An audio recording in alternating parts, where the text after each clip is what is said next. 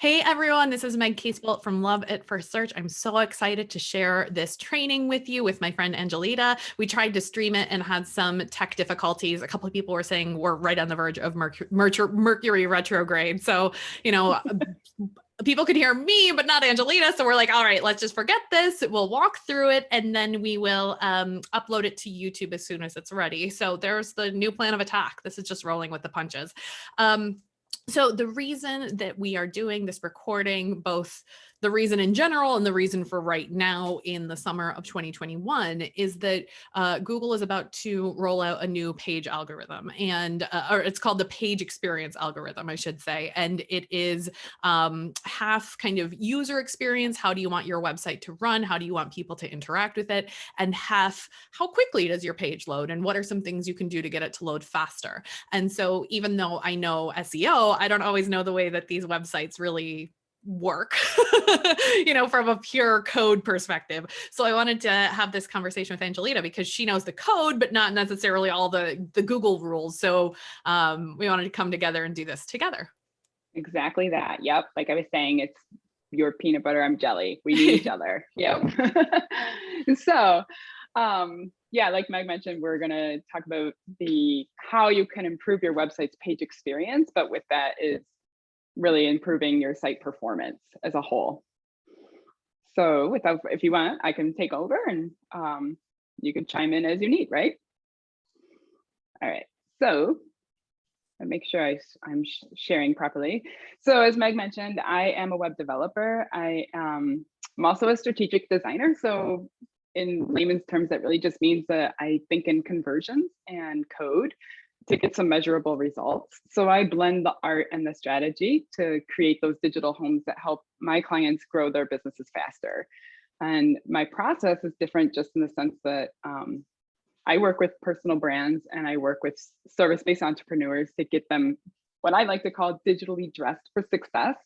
But for me, it's really important that my clients feel confident and supported when their website is launched, that it's not just sitting there stagnant, that they know how to use it. So I have over 15 years of WordPress experience. I'm also a member of Google's Women's Tech Makers, and I volunteer for the nonprofit organization Girls Who Code, because women in tech, that's where it's at. So that's a little bit about me, just so you know, and then we'll dive in. So our goal, Meg and my goal here today, like she said, is to kind of find some quick wins for you. So hopefully by the end of the training, you'll know how to start optimizing your website for that algorithm shift. I'll briefly go over the definition of some of those core web vitals, but more in plain English, because Meg graciously said how awesome I am, but really it's just because I have a little bit of a background where I am both a technical writer and a technical trainer. So I am I like to my corner a little bit in the sense that I do like to put things in more plain English for my clients. I'll also discuss some of those key difference makers so that you can just kind of hone in on the things that are going to get you those quick wins. I'll share some of the tools I use to audit websites. I'll actually take you through a live audit of Meg's website. And then the biggest culprit is optimizing those images that people don't really realize you need to do before you add them to the website. And then we'll talk about a few server level changes that you can make today. Okay. If you're frantically taking notes right now, you don't need to, don't worry about it. I do have everything that I'm sharing in our chat. I have that and a lot more packed into a free download that you can grab at the end of the training. So let's talk about the page experience update. I kind of hit on it a little bit, but what really it's about is how they're making this shift to using these core web vitals. And these are the metrics that Google's using to measure user experience. So websites that deliver a more user-friendly experience are going to be the ones that award it. So how usable is your website? That's really what it's all about. So the first piece of it, the heart of the page experience update that Meg mentioned, is site performance. So specifically, how long is it taking for your web pages to load on desktop and on mobile? So Meg can probably chime in and explain a little bit more, but Google cares most about your mobile site performance. And so do I. So they're taking that as um, as the priority. So Google's looking at that scan, those metrics as the priority, and really ranking you based on those numbers. Yeah, exactly. So Google back, I think in about 2017, started making this shift over where when it is evaluating your website, knowing that more and more people are looking on their tablets, looking on their cell phones, it actually Right. looks at that version of your website before it looks at the desktop version. So if your mobile site takes a lot longer to load, or if it's one of those, like, have you ever gotten like a takeout menu and they have like a PDF, and in order to see how much things cost, you And have to you're like like, zoom in and out on your phone? That will not do well on Google. The whole point of all of this is that Google wants to give you the best results humanly possible so that you keep coming back to Google. It reflects badly on Google if your site takes forever to load or if it isn't secure. So thinking about exactly. it from Google's perspective, kind of empathetically, as much as you can be empathetic to a robot, they want to look good when they put your results in there. And if someone else has a better experience, they're going to want to send the traffic to their site.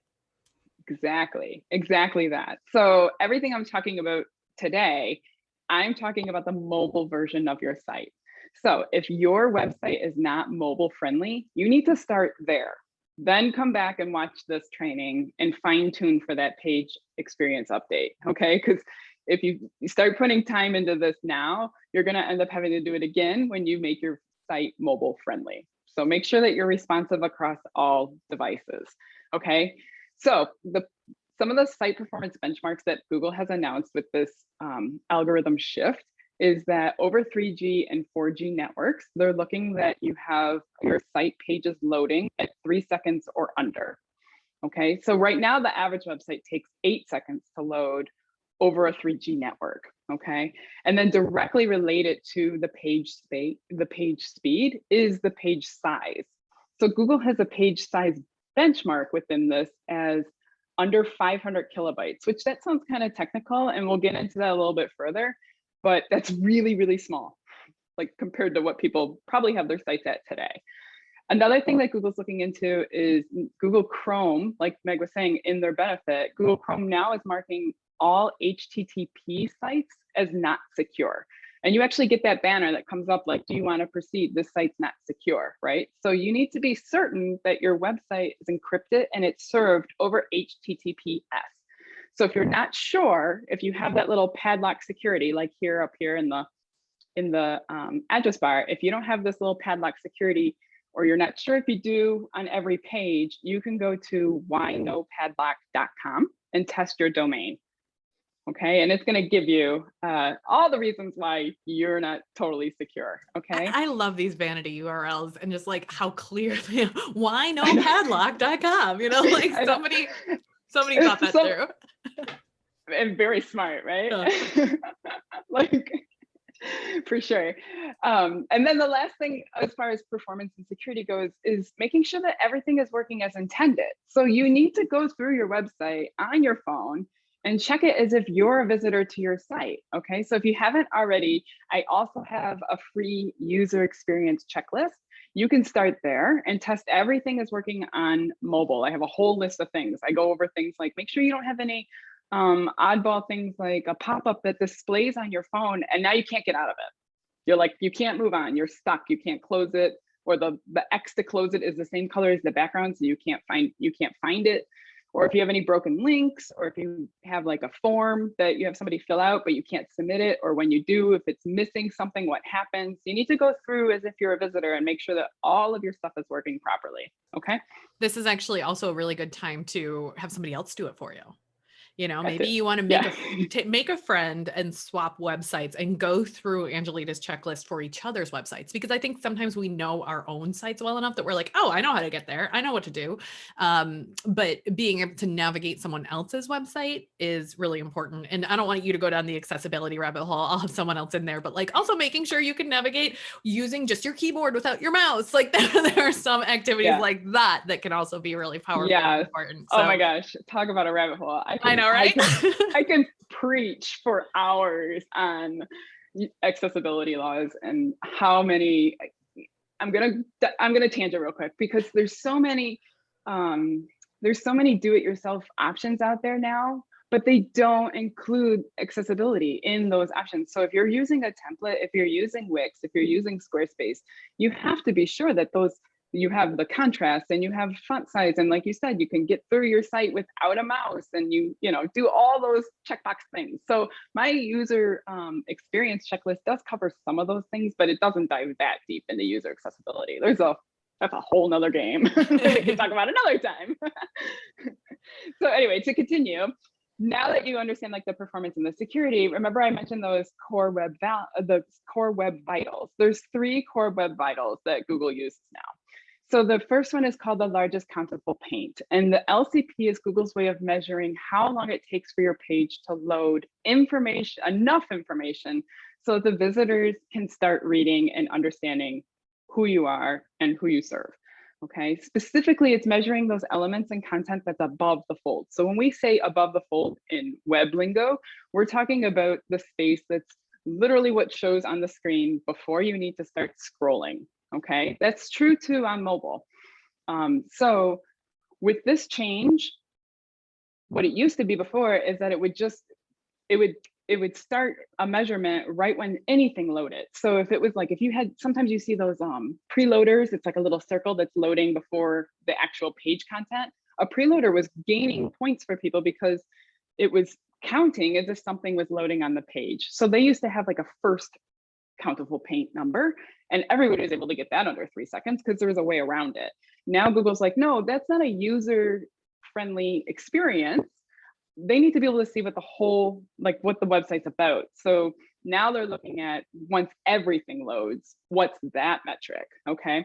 So with this change, I recommend being super strategic about what design choices you're making above the fold. So you wanna save all those heavy elements like sliders, videos, that kind of content needs to be lower on the page if you're gonna include them at all. I'm not getting into why. You can learn about that another time from me.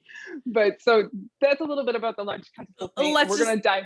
Let's just say that Angelita has a long rant about videos and sliders in general because nobody clicks through to a second slider. So no sliders, no video above the fold. There's our first tip.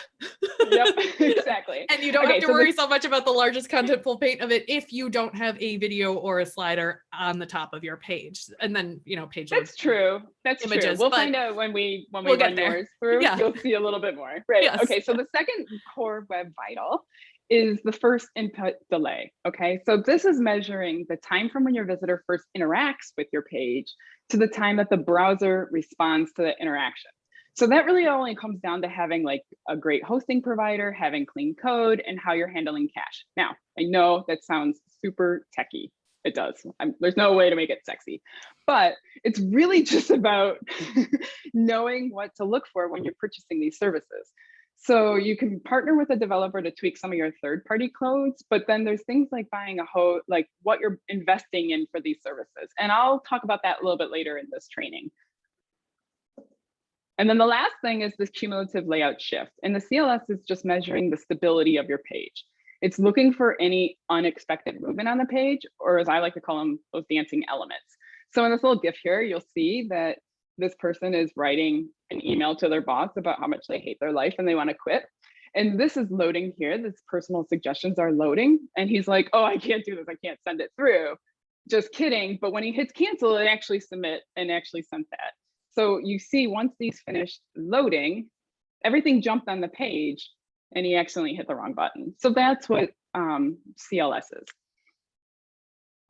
Now, with all of that understanding of what Google's actually looking for, it's time to actually get to work on optimizing these sites. So they're using Meg's website as my example. I'm going to show you how to test the performance, how to optimize those images, and then I'll give you a quick list of things that you can clean up your database and like remove that spare tire around your database, purge it, right? And then finally, we'll talk about a couple of those server level changes that you can invest in that are going to hit on a lot of those performance related items that are just going to be out of your control.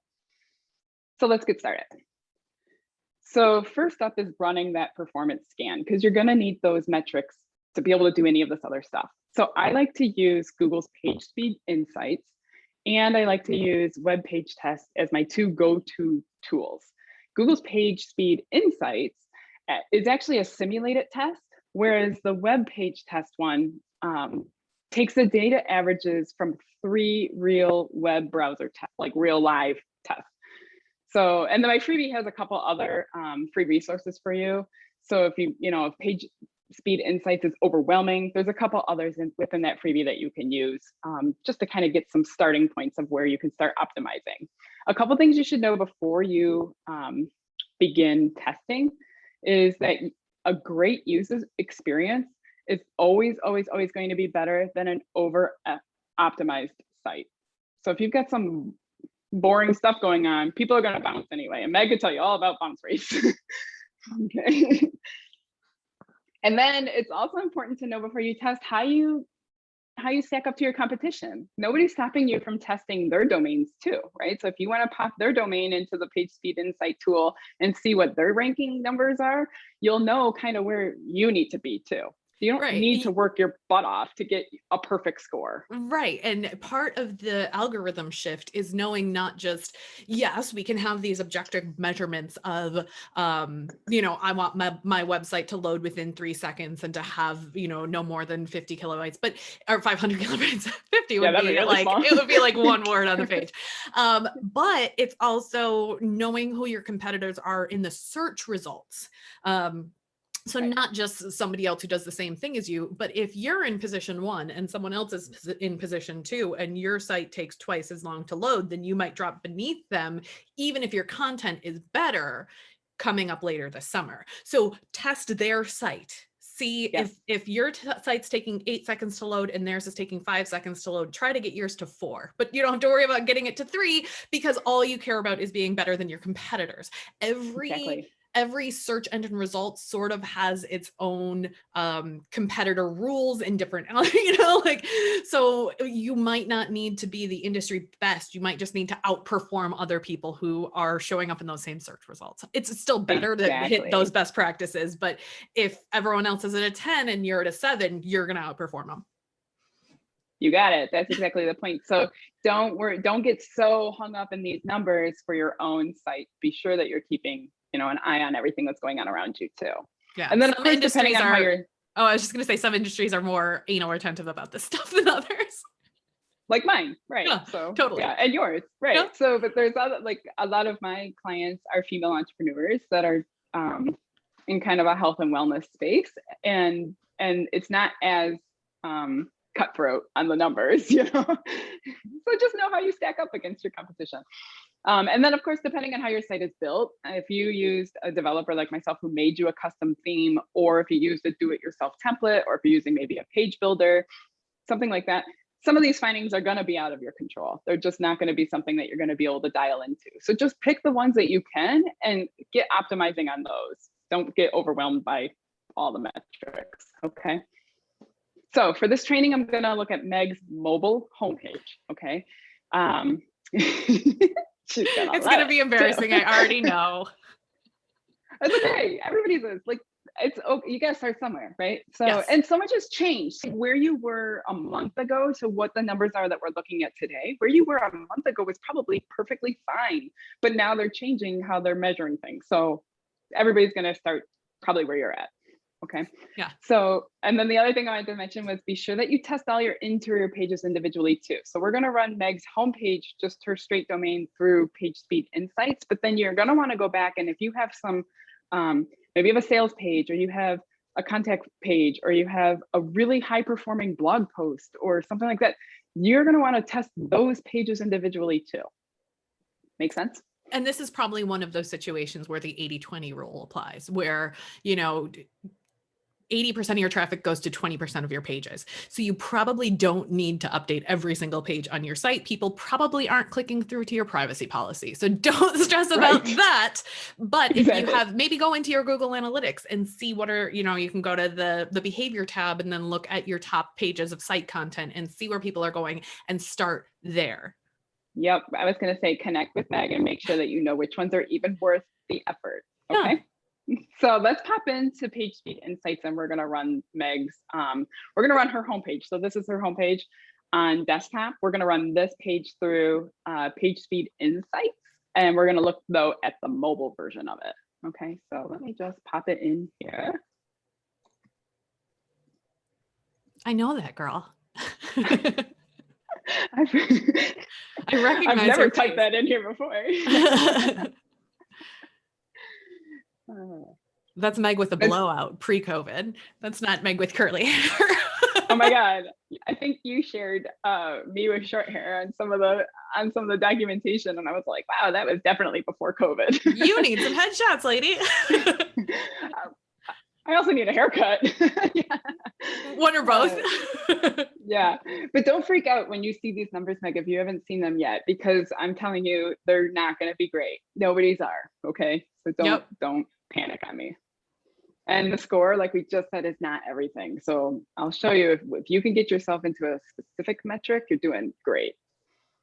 And that's not even going to be a perfect score. And guys, I didn't make my website load slower for this example. This is like Angelita sent me, here are the things that I recommend, but she made me promise not to touch them until after this training. So what I'll do is I will take this information, I'll take the to-do list and the checklist that she has, and I'll go through, and then in the blog post that I have following up after this training, I'll tell you, I'll rerun it and I'll share those scores too, just so you can see how much of a change this process can have. So yeah, solid 19 out of 100. Woo!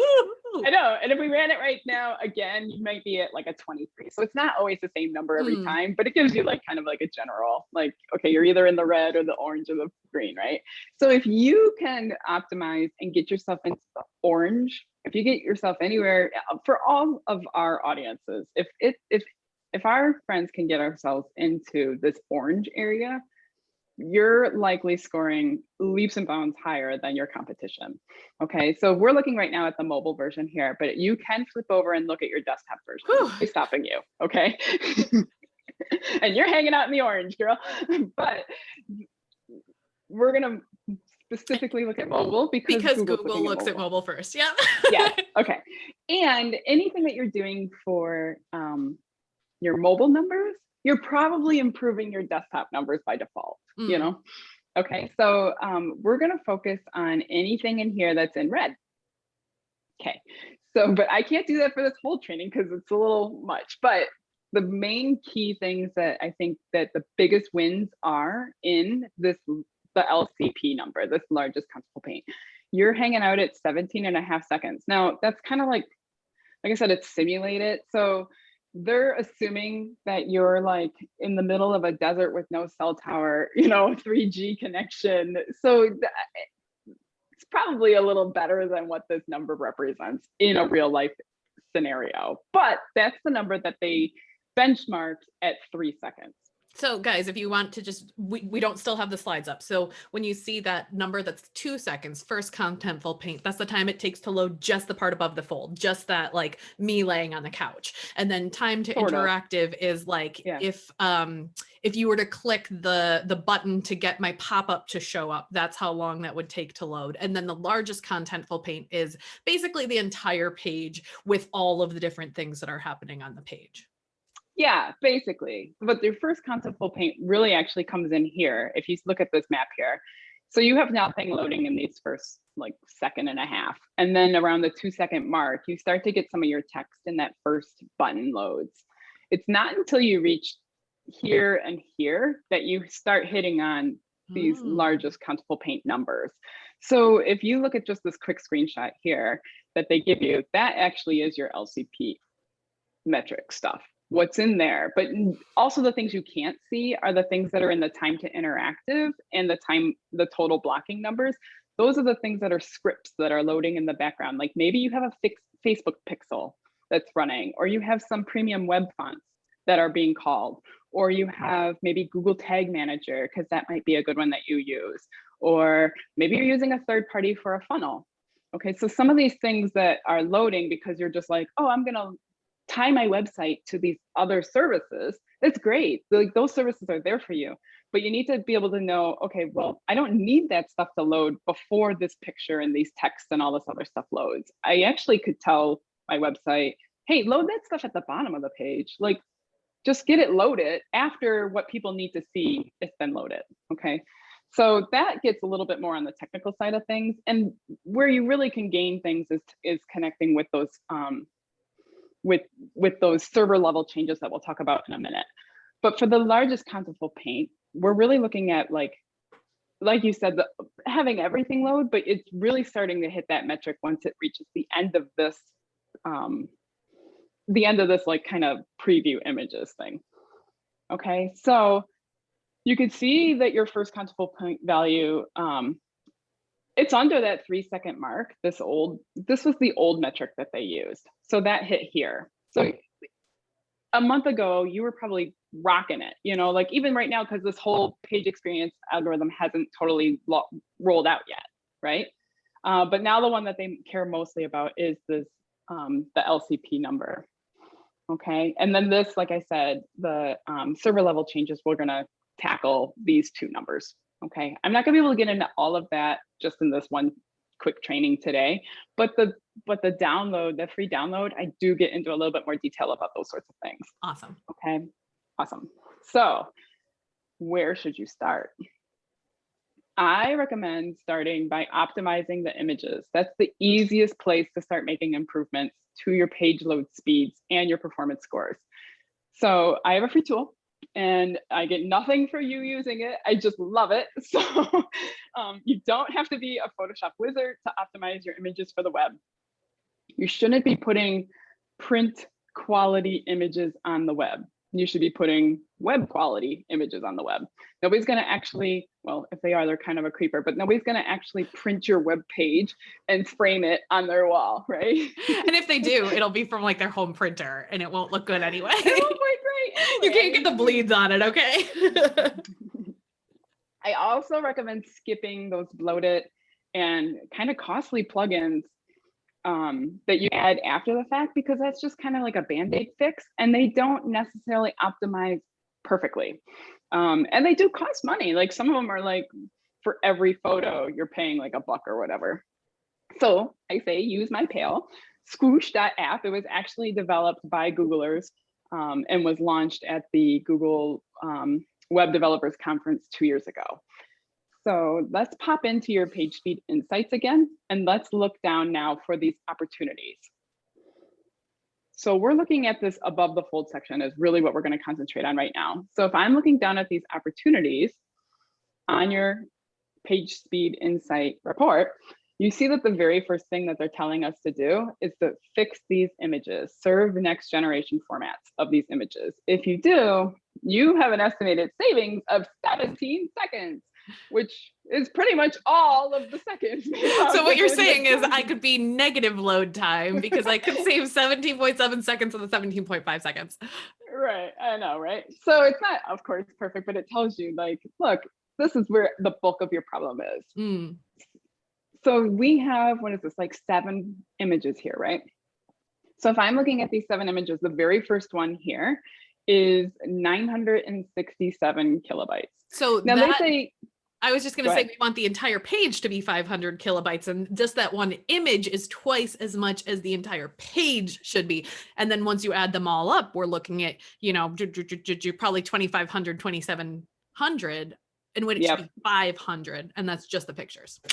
Exactly, because then once you start adding in all the scripts and everything else you got going on your page, your home page is actually over 5,000 kilobytes. I checked out that number. Yeah, 10 times more than it should be, guys. A little bit. It's okay. Yeah. It's okay. You're here to make that change. So let's look here. So if you see this image here, there you can just kind of see your hand holding your phone on the couch with your pretty blow up. So this, if you don't still have access to that image, because maybe like your web developer did it for you, or you know your friend, or it was from a year ago, or your computer crashed or whatever, if you don't have that image anymore, within the report right here, you can click on the link that they give you, and it gives you where that image is stored on your database. The easiest thing from this point, if you're on a Mac, is just a control click or to right click on a PC and save the image. So I'm going to save this image of you. I'm just going to throw it on my desktop. Okay, and now that I have the image, all 967 kilobytes of it, I'm going to pop over into my friend Squoosh, and I'm going to drag and drop that image into this optimizer. Now that we're in this point, we have some like compression decisions to make. Oh, that's a fun one to say. Yeah. So on the left is always going to be what the original image looks like. And on the right is what it's going to look like after it's optimized. Now, one thing I want you to keep in mind when you all are optimizing your images, let me get rid of this because it bugs me. When you are optimizing your images, think about where they're living on your website. So right now, this image, first of all, we can see that we're not even using the whole thing. And we have an overlay with some text. And that's definitely more important than every single strand of hair, right? So, but it also means that, like, you know, do we really need to have your skin under this overlay perfectly crystal clear because you can't see it? Like on your about page, you do the same thing where you have an overlay over an image that's like 900 kilobytes. So let's go back into Squoosh real quick, and we'll take a look here. Like, we don't need this giant image here knowing how we're using it. So one of the very first thing you need to do is change the file type. So you are using PNGs all throughout your website. And you should really reserve a PNG for if it needs a transparent background only. So if you have like maybe a logo that you're not doing as an SVG, or you have maybe a graphic that you're using where you just want to be able to like have it float, you know, I think you had like a couple like, you know, opt-ins and things like that you want those graphics to have a transparent background. Those are fine to be PNGs. Or maybe icons on a blurb, something like that. Those are okay to serve as PNGs because you can serve them as like a 20 kilobyte PNG. It doesn't have to be this massive thing, but yours being a PNG of a ginormous image is coming in at that 967 kilobytes. So if I change, just from changing the file type alone, I've already made a huge change, right? So when we're looking here in this editor, for the compression for the file type, this is where it gets a little bit tricky, because right now, the only one of this list that's actually, other than a PNG of this list that's being recognized across all of the browsers is a browser GMP or JPEG. The other, like, so Chrome, there's Chrome, Safari, Firefox, right? If you start looking at like a Moz JPEG and things like that, they're not going to be served on every single one of those browsers. So if you're not sure where your audience is coming from, or you know for sure that your audience is using Safari, which is Safari is a little bit behind the times as far as these image optimizations goes. But if you are not really sure, maybe you still have some of your audiences on Internet Explorer or Edge, you know, so the browser JPEG is the safe option. Browser JPEG is the way to rock, okay? Okay. So first you're gonna dial that in. Then you have this quality slider here. This is where you can really start making a difference. So I like to tell people that you can go all the way down to about 40% if you're gonna have some sort of an overlay on something. So like your about page that's got that overlay on it. You can dial this all the way down to 40% and not care that you can't see every strand of hair. If we do that with this image here, you'll start to see that, yeah, it does, you get a little fuzzy. A little fuzzy. And we don't want to go that low. So that's fine. Let's take you up to maybe, let's go to 70%. And even at 70%, we're still coming in under 100 kilobytes. Yeah. So at 67 kilobytes, now you've got all this extra room to still be beneath that 500 kilobytes of space. So what you would do at this point is say like, all right, yep, I look amazeballs, and I'm look at those highlights. And I'm going to download this image, and then you're going to go into the back end of your WordPress site, or if other users are using Squarespace, but like Squarespace does optimize, they compress for you, but they don't quite dial it in enough. So you would still want to do this if you have a Squarespace site. And then you're going to go into that media library and swap this image out. There's a whole nother game to this about getting into the dimension size, because this dimension size right now is, that's probably like 1080, I think, as far as like the width, right? But on mobile, there's no mobile phone that's 1080. So you could really, you know, if you really wanted to, you could serve an image that's only being pulled for mobile, and serve an image that's only being pulled for tablet, and serve an image that's only being pulled for desktop. So you can have 3 images in this one space, and whatever whatever device is being used to pull up your website, that's the image that's going to be served. And that also will help your time. So if you take this down to say like a 400 by 700, right? Change the dimensions. I bet you can get this compression down to even lower, like 20, 30 kilobytes. And now you've got even more room to hang out, right? But for now, let's just do this. And so it's going to hang out here. You're going to download it, and then you're going to swap it out with the images in your media library. And then you're going to do that for every one of these images that they list as an opportunity for you. Okay, so like something like this guy here, you're using, it looks like ConvertBox to serve that image. So you're going to still want to go to your ConvertBox location and change the image there. So you're going to optimize it. It looks like you're using the same image, and ConvertBox did compress it a little bit. But if you take this one and you compress it and optimize it, you might want to leave it as a PNG, because looking at it, it looks like you maybe want a transparent background. But if you optimize that even smaller and then replace it in both places, because you have it being served from both places, your website and through ConvertBox. Okay. Yep.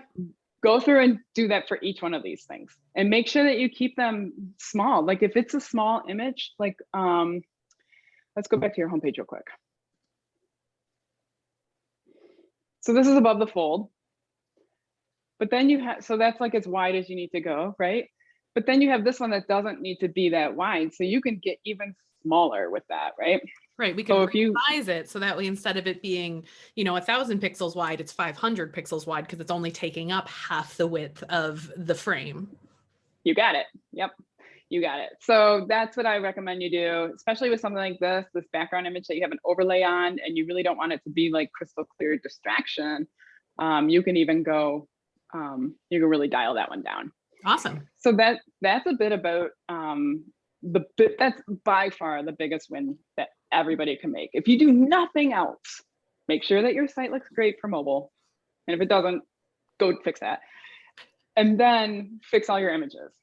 Everybody could win there. That's huge.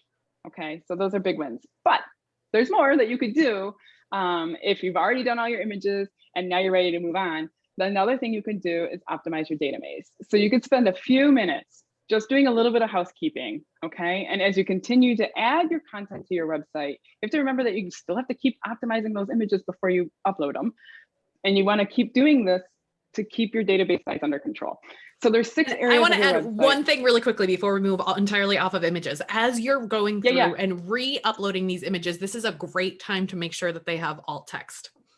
While you are, a lot of us did this before we knew about SEO, before we knew about just the, optimization of images. So if you are already in the process of going through and uploading new images, when you upload them, you can add the alt text into the media, your media file, and then every time you use it on the page, it will include that alt text, as opposed to putting it on a specific page and then you have to go in and update it every time you use it on that page. So while you're updating these images, as you're thinking about it, make sure to add that alt text at that kind of media level. Absolutely. Here's the SEO tip. Yes, and I meant to defer to you, because shouldn't this is a question that I've always wondered, like, shouldn't you also care about what the title of the image is, right? It shouldn't be like, Meg in not like IMG 6982. No, if you have a picture of a project that you worked on, include that this is a website project for this client in this industry. You can put some of that information right into your file names, and that will also help Google understand what's happening in that image. And it might also help people who are using screen readers and are having this image file name read aloud to them. They might not be able to see the picture, but they can see what the file name is. So that was exactly what I thought. Yay. I got a win. I got my own win, my quick win. Okay, so anyway, so when I said the word database, and that kind of like creeps people out. It gets kind of techie because you're like, "Ooh, we're talking about the database," but I promise it's super easy peasy. So as you're working through, this is because I'm a web developer for WordPress websites. I do kind of default to like some of these things may not apply for if you're on one of the builders like Squarespace or whatever. But if you are using a WordPress, some of these you'll be like, oh yeah, I'm doing that. So for sure, delete any plugins that you're not using. Just get them out of your database. Plus, there are also vulnerability, you know what I'm Vulnerability. saying. There you go. Have them deactivated, they still live on your site. They just aren't being pulled. So it will slow down the load of your entire page, even if you're not using it. Absolutely. Yeah. So delete any plugins that you're not using. And then also make sure that the ones that you are using, you're keeping up to date, because those plugin developers are pushing out updates that not necessarily are just for new features and content, but also for security and also for speed optimization, because they too care. Like, people aren't going to buy their plugin if it's bogging down their site, right? So there's also another thing that maybe people don't realize, because everything's more user friendly these days. So like with WordPress, you can literally find a plugin for almost anything, but that doesn't necessarily mean you should use a plugin for those things. Okay. So like, guilty as charged. I have definitely downloaded plugins I don't need to, because I'm like, well, it's just easy. And then later on, I realized that I have duplicate plugins, or I have a plugin that's slowing everything down, and or conflict. Yeah. A lot of the times one won't work with, they don't play nice together. And then you've got a world of problems, right? So a lot of the times, like, a shiny new plugin might be great and an easy fix for you, but it might be a better opportunity to partner with a developer to have those sorts of things built out without using a premium plugin, because it will save you money in the long run too. Those premium plugins add up, For sure. So that's one of my little pro tips. All right. So, and then as far as pages and posts, so if you're making blog posts, or you're starting and stopping making a page about a service that you might be having in the future, but then you decided to not use it. So if you've ever started and stopped a blog post or a new web page and you have no intention of using it, delete it. Just get rid of it. Don't let those ones hang out in draft mode. And then when you delete it, it goes into your trash. You need to still go back and empty your trash. Okay. Delete any old web pages you're no longer using too.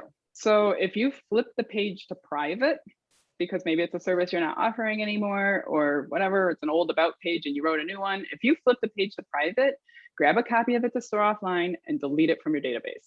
Okay. I'm so guilty of this one too. Yeah. I just keep I built my website 8 years ago, and I probably still have the old versions in there in draft form. So that's something else that I'll do.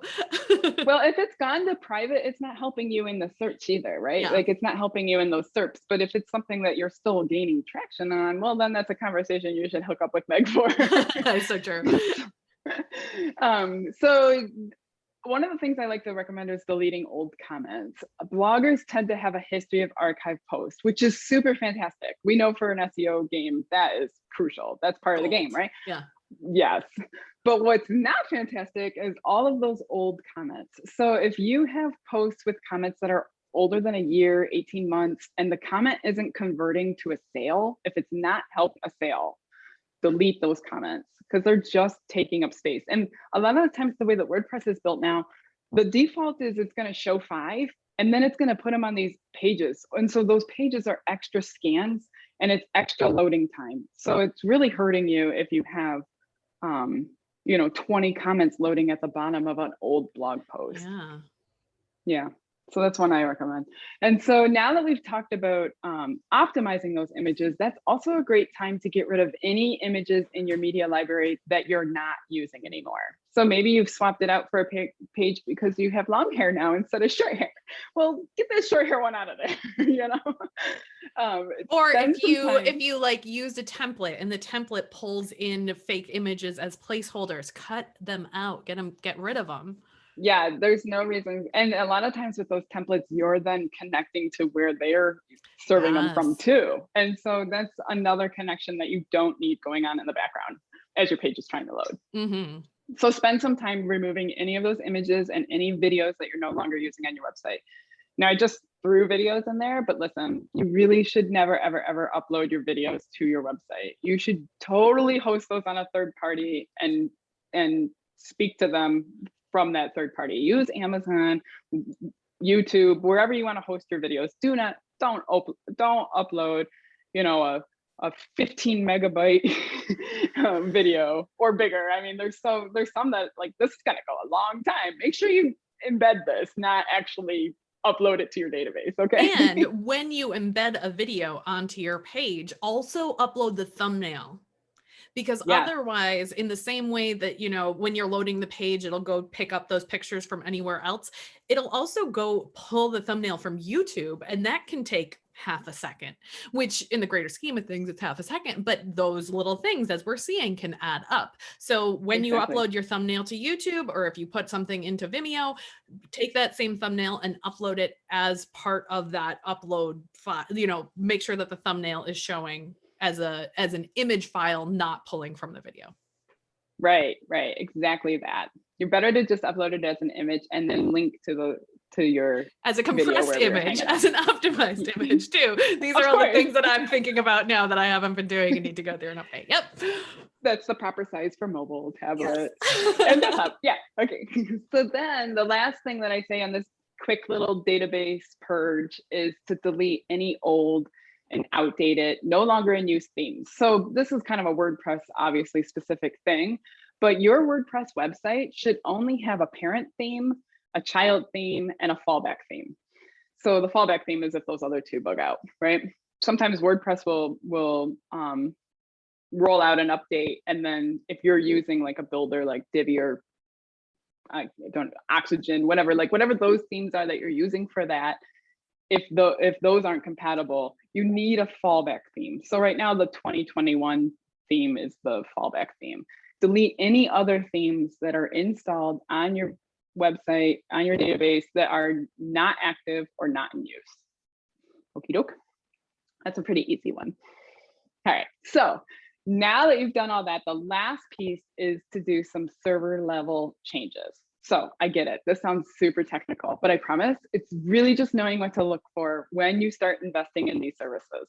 Okay. So the very first thing to invest in is to have quality hosting. Web hosting is the server that your website is stored on, right? So clients of mine have seen an immediate performance improvement when they've switched from a shared server to a dedicated virtual private server, or a VPS. This is not one of those areas that you want to cut costs. Okay, so if you're investing in a good quality host, it's like moving, I like to kind of explain it as it's moving from a skyrise apartment in a crowded city to a mansion in a gated community on acres of land. So if you do nothing else, migrate away from those shared hosting plans like Bluehost, GoDaddy, HostGator, all of those shared spaces, and onto a better hosting provider that's going to offer a VPS plan like Flywheel, WP Engine, SiteGround, Green Geeks. These are all linked up in that freebie download. You don't have to write all this down, but for sure, get off those outdated, old school way of doing things. And if you do this, I mean, honestly, I know plans at Flywheel start at about $30 to $40 a month. So when you start looking at Bluehost, you're like, okay, well, it was only $5 a month. But then they start adding on all these things that they claim you have to have. And before you know it, you're up at that $40, $50 a month mark too.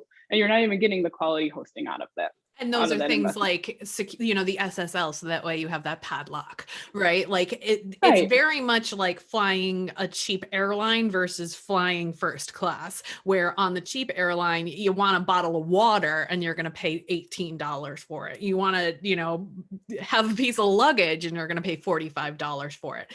Whereas if you have the first class seat, then you don't have to stress about any of that. And you get priority boarding. There's my metaphor for your site loading. And when we think about even the terms of shared hosting versus private hosting, shared hosting is that skyrise. And sometimes you do luck out with good shared hosting, but then a bad tenant moves in and they take up all the space and they're really loud, and it can change overnight depending on who you're sharing that hosting with. And you have no control of that. No control. If someone else on your hosting blows up, it can slow you down. If their site takes more, then it takes your resources away. Whereas private hosting, that your site will load quickly no matter what. Yeah, and a lot of, like you said, these places like Flywheel, WP Engine, these are the big guns, and they are including these services like the padlock, that you need to get your SSL certificate is included in your plan. A lot of their security is top notch. So you don't have to then go invest in a security plugin on top of it. They in fact say, please don't, because have our own level of security. We don't need you mucking it up, you know? Right. And same with site backups. A lot of times they'll include those where if your Yeah. site crashes, you can just call up Flywheel and be like, my site just crashed. Great. We'll reload it for you based on what was up yesterday or an hour ago if you mess something up. Whereas if you're on the cheaper hosting, they're not backing that up for you. You could lose your entire website. Yep. And so then you need another plugin and you need to go down that whole thing and then you have to pay them. A lot of the times they don't include getting it right back up for you and you're out so much more money. So it seems like a big investment up front, but honestly, you might even end up saving money when you start adding up all these things. So another server level change that you can make is investing in what's called a content delivery network. So a CDN distributes the content of your website to your visitors faster by using servers closer to their geographical location. So if you think about it, like you're in New York, right? So if I'm gonna pull up your website here in Michigan, I'd be better off connecting to a server in Ohio or Michigan. Like Amazon has servers in a huge server farm in Ohio. So I'd probably connect to that one if you're using a CDN, rather than connecting to one on the East Coast and taking that time for, you know, it to travel, right? And the same goes for any of your clients that are overseas, you know, or maybe all the way over in Vancouver, you know. So it's like when you invest in a CDN, it is basically putting your website available through all of these server farms where if somebody pulls up your site, they're connecting to the one that's closest to them. Okay, so if you roll with hosts like Flywheel, WP Engine, adding one of those CDNs is as easily as just, all you have to do is toggle on a setting. And I think it's like, most of them it's included, if not only $5 a month as like an add-on. If you're not going with Flywheel or WP Engine, there are third parties that you can add a CDN network for, or a CDN for.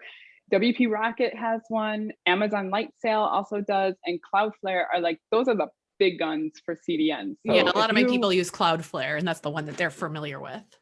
Yeah, and Cloudflare really just uses all of Amazon's.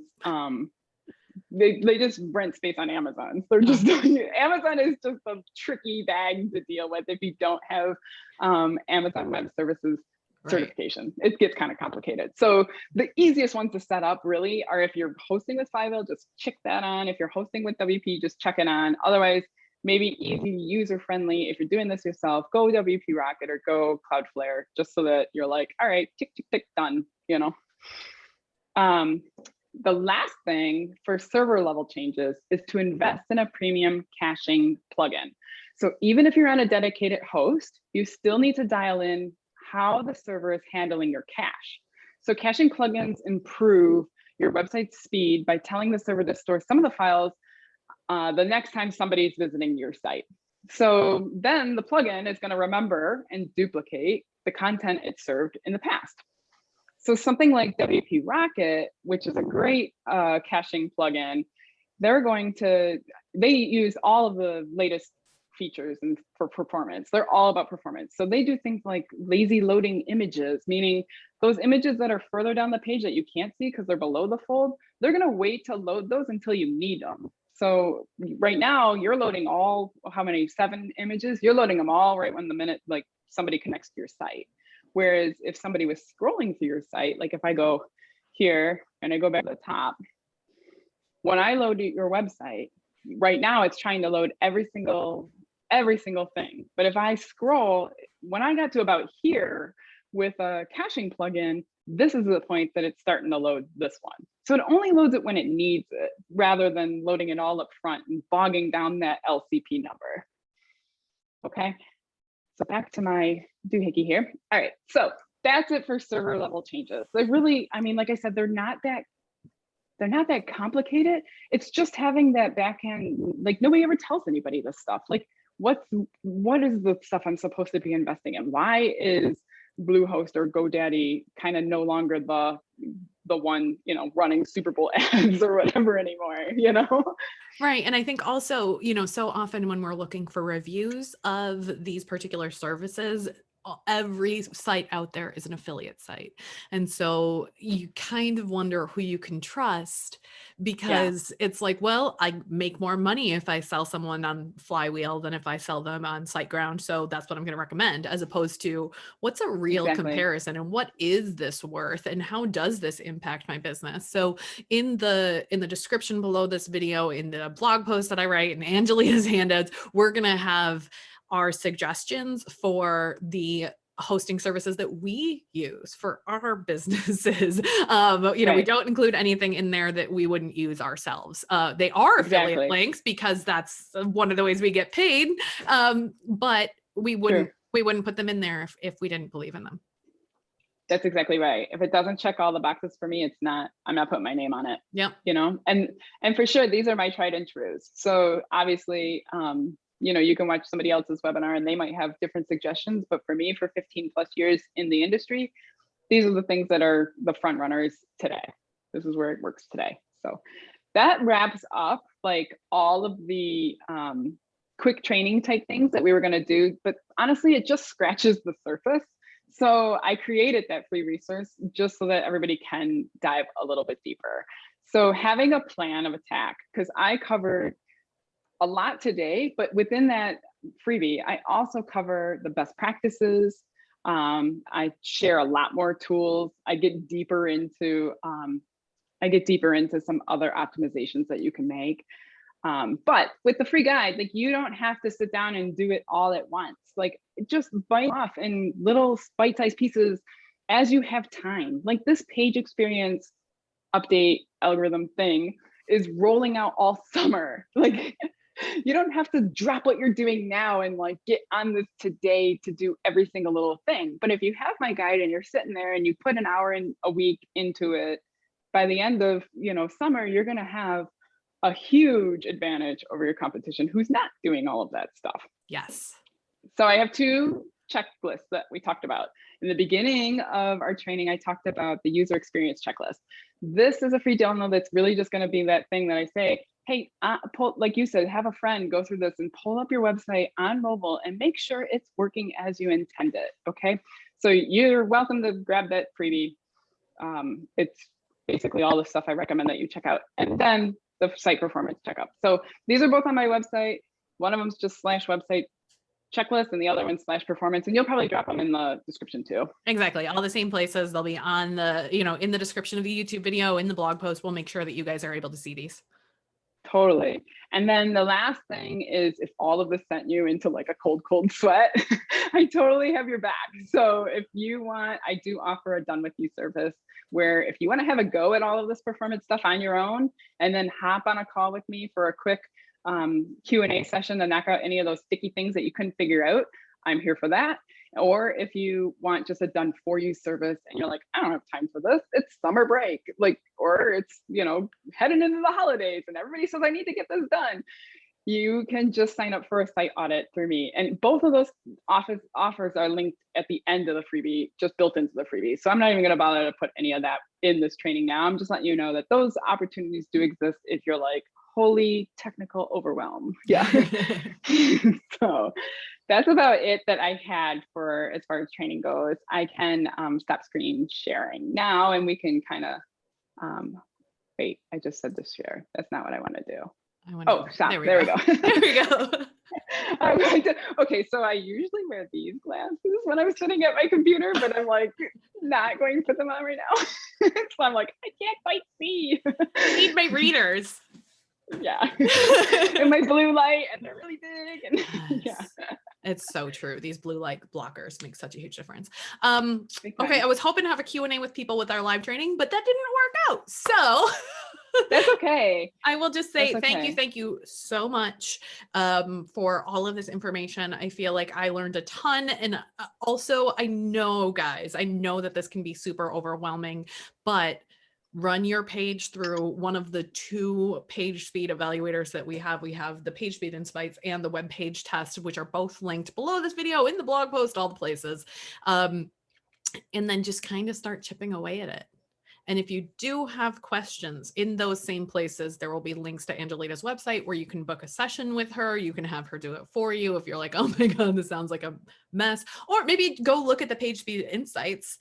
And then if you're feeling like overwhelmed, then hire Angelita. But you might be in better shape than you think you are, right? If you That's exactly what I was gonna say. Right. Yeah. So Meg, like you should really totally go through the whole freebie and see how much of that can you knock out on your own, you know, have a go at it. And then you're welcome to, I mean, of course, if people are like, I don't want to even get it. This isn't me. I don't do this stuff myself. Of course, I'll take it off your plate, but you should really, no, I think you might be surprised. I think I might do that as an experiment too, is say over the next month, I'm going to go through and compress those images, re-upload them, make sure that all of my themes are gone, clean out those old pages, and then I'll give you guys an update.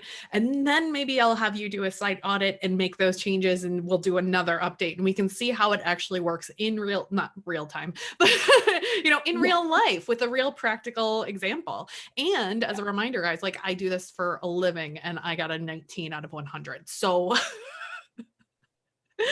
I hired someone else to do the design. I didn't go through and look at this stuff. You know, this is part of running a business, is you have to figure out what is the time spent on these different tasks and what are my priorities in this way. And right now, this might move up your priority list a little bit just because of this algorithm shift happening. So Exactly. Don't worry about that. You have on the about page a 2,000 kilobyte image. It's fine. It's totally fine.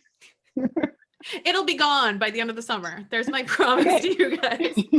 All right. Well, thank you so much for your time, for all the work that you put into this. I will make sure that all of the resources are linked right below this video and in the blog post. And if you guys need anything, don't call me, call Angelita. and then I'll refer back to you because we still need your help. Remember, people it's true. This is, I mean, everything, nothing lives in a vacuum. Everything is part of an ecosystem. So go get your website running quickly, then come back to me and I'll tell you what to write on it. There we go. You got it. Sounds like a plan. All right. Thank you so much.